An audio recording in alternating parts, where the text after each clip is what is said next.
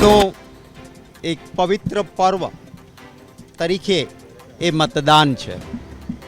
લોકશાહીમાં જનતા જનાર્દન છે અને લોકો નિર્ણય કરતા હોય છે અને પોતાના મતનો ઉપયોગ મતદાતા અવશ્ય કરે એ જરૂરી છે, કારણ કે આવતા 5 વર્ષ સુધી એમનો અવાજ કોણ બનવાનું છે, કયો શખ્સ અને કયો પક્ષ એ નક્કી થતું હોય છે। 5 લાખથી જીતતુંના દાવા કરનાર ભારતીય જનતા પાર્ટી અહંકારમાં હતી। પોતાની ધન સંપત્તિ અને પાવરના બળ ઉપર હું સલામ કરીશ મારા ગુજરાતીઓને કે આજ ભારતીય જનતા પાર્ટીના અહંકારને તમામ વર્ગ ધર્મ જાતિ જ્ઞાતિના ભાઈઓએ ભેગા થઈને જે રીતે જો તમે પણ ગુજરાતની પડે પડની અપડેટ મેળવવા ઈચ્છતા હો તો હમણાં જ આ ચેનલને સબસ્ક્રાઇબ કરો અને સાથે સાથે કમેન્ટમાં આપેલી લિંક ઉપર ક્લિક કરીને ખાસ આપણા વોટ્સએપ ગ્રુપમાં જોડાવવાનું ચૂકશો નહીં। નમસ્કાર, તમારા બધાનું સ્વાગત છે ધ કાજલ સુવા યુટ્યુબ ચેનલ ઉપર।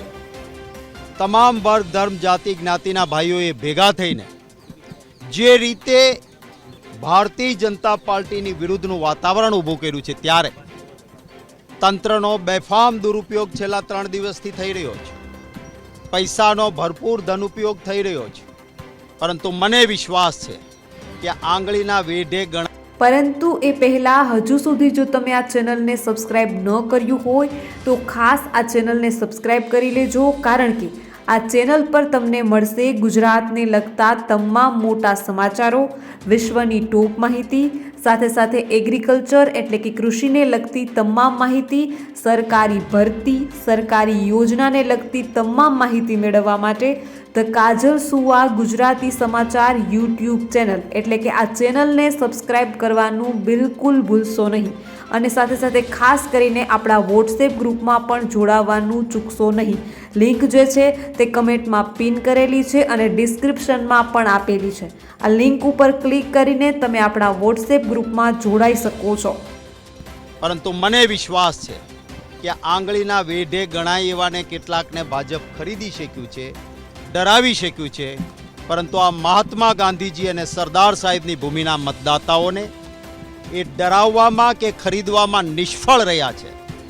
આજે પણ જ્યારે હું આપની સાથે વાત કરું છું ત્યારે જામનગરમાં કોંગ્રેસ પક્ષ માટે કામ કરતા યુવાનોને એલસીબીના પીઆઈ જે પોતે એ જ જિલ્લાના વતની છે એમને ચૂંટણીમાંથી હટાવી દેવા જોઈતા હતા, નથી હટાવ્યા ને એ લોકોને પકડાવવાના બેસાડવાના પોલીસ સ્ટેશનમાં ધંધા કરે છે।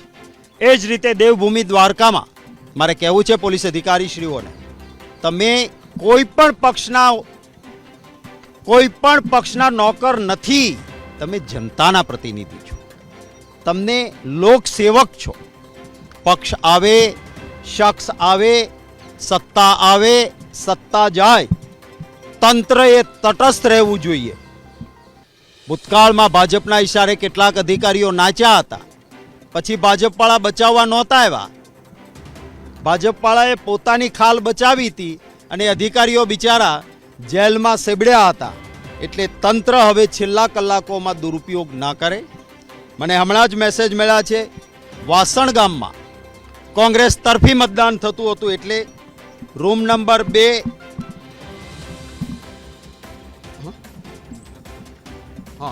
ત્યાં રૂમ નંબર 3માં વાસણ ગામમાં અનધિકૃત રીતે ભાજપના એક ધારાસભ્યના પતિ ત્યાં ઘૂસ્યા છે। મતદાન વાસણ ગામમાં બંધ કરાયું છે। હું ચૂંટણી કમિશનને કહીશ કે આપ આંખ બંધ ના કરો, આપ એક સંવૈધાનિક સંસ્થા છો।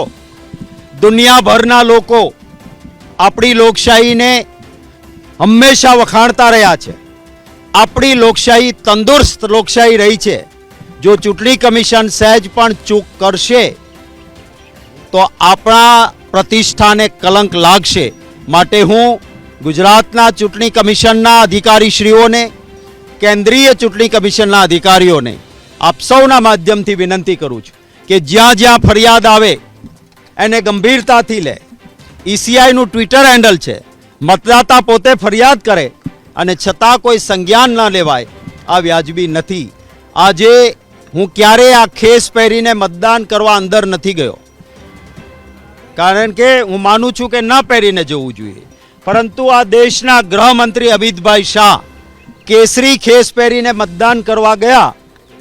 આમાં મારી પાસે કોઈ સિમ્બોલ નથી, એટલે હું જે દેશનો ત્રિરંગો છે એવો આ ખેસ પહેરીને જાઉં છું અને જોઉં છું કે અમિતભાઈ શાહ માટેના નિયમ અને કોંગ્રેસના પ્રદેશ પ્રમુખ માટેના નિયમ એક છે કે જુદા જુદા છે.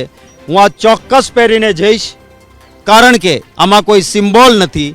અને અમિતભાઈ શાહ કેસરી ખેસ પહેરીને વોટિંગ કર્યું છે તો હું પણ વોટિંગ કરીશ એ જ રીતે. Thank you. તમામ દર્શક મિત્રોને ખાસ વિનંતી કે ગુજરાત, ભારત અને વિશ્વને લગતા તમામ સમાચારો તેમજ સરકારી યોજનાઓ, સરકારી ભરતી તેમજ કૃષિ એટલે કે એગ્રીકલ્ચરને લગતા તમામ સમાચારો મેળવવા માટે હમણાં જ ધ કાજલ સુવા ગુજરાતી સમાચાર યુટ્યુબ ચેનલ એટલે કે આ ચેનલને સબસ્ક્રાઈબ કરવાનું બિલકુલ ભૂલશો નહીં, કારણ કે આ ચેનલ પર તમને મળી રહેશે વિશ્વના તમામ સમાચારો, એ પણ સાચી અને સચોટ માહિતી સાથે. તો હમણાં જ ચેનલને સબસ્ક્રાઈબ કરી લો. તો બસ આજના વિડીયોમાં એટલું જ. જલ્દી જ મળીશું એક નવા વિડીયોની સાથે. ત્યાં સુધી જોતા રહો ધ કાજલ સુવા યુટ્યુબ ચેનલ. નમસ્કાર.